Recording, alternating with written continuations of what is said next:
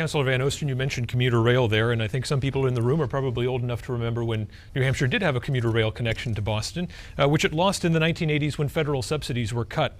You said reviving that line through Nashua and Manchester would be a top priority of your potential administration. But what would you do if the state invests the millions of dollars necessary to revive that line, and then once again the federal government pulls the rug out from underneath us and takes away the subsidies that make that rail line possible? Well, I've put forward a financing plan that'll help bring commuter rail from Boston to Nashua to the airport to the mill yard. Independent study shows it'll help create 5,600 new jobs in New Hampshire, help develop nearly 2 million square feet of commercial real estate, and it'll cost a total of about $3 to $4 million a year. The federal support that we'll get is really for capital costs, not operating costs. And the operating costs are going to be paid for by a combination of ticket prices, tax increment finance districts in the cities that are affected, and $3 to $4 million a year in state funds. Now, that's about the same investment that we made in increasing the R&D tax credit. And the idea is the same. Help New Hampshire businesses grow. The fact is there are great businesses throughout our state that depend on a more successful Manchester airport that will be helped by the rail line. And even if you never step foot on a train, less traffic on I-93 and Route 3 is going to be good for all of us. Are you claiming that the federal government will not need to subsidize at all the rail line after it's constructed? The capital cost, not the operating cost. That's right. But even if they do kick in for maintenance up in operation, it sounds like the state's going to need to pay about $11 million a year for rail. $3 to $4 million, actually.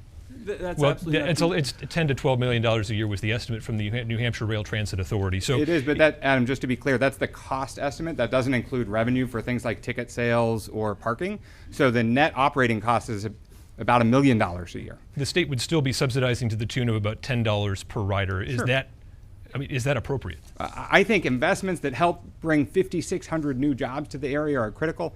I think about an entrepreneur I know who last year he got some outside investment in a growing business in Manchester. It's a digital software company.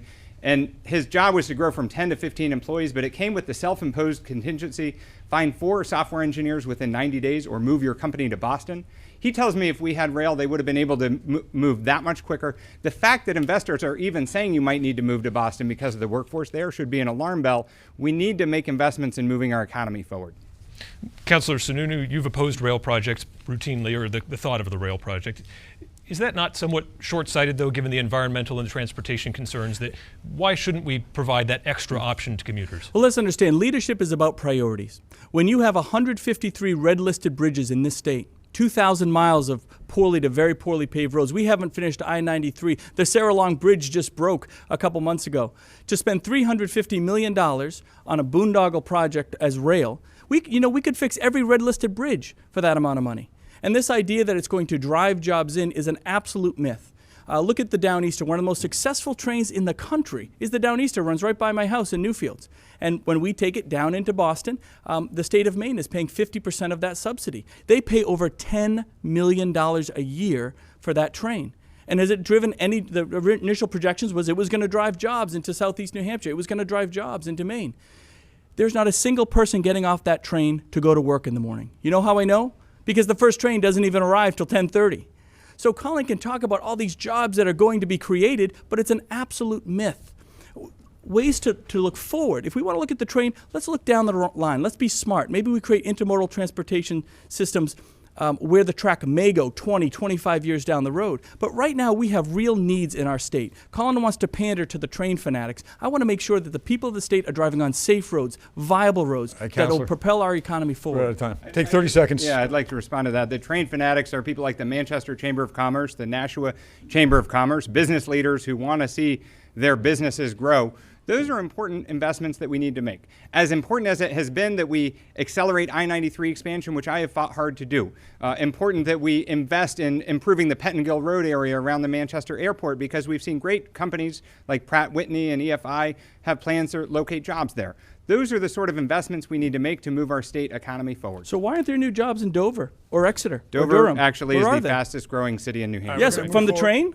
Why isn't there a single job coming off that train in the morning, Colin, if it's going to be so successful? We're going to move forward. Go ahead and answer and we'll go. I'd love to take more time to talk about how the promise of commuter rail for New Hampshire. The fact is that the Seacoast is one of the fastest growing parts of our state. And the only place in our country that has 500,000 people that isn't serviced by some level of rail is the Nashua-Manchester corridor. We are not talking about building the Hyperloop. We're talking about taking an existing commuter rail line and extending it 33 miles. If you can't make an investment like that for our state's future, then All right, you're we're just gonna- not going to do we're gonna anything move to move forward. our economy forward. $350 million. All right, thank you, Counselor.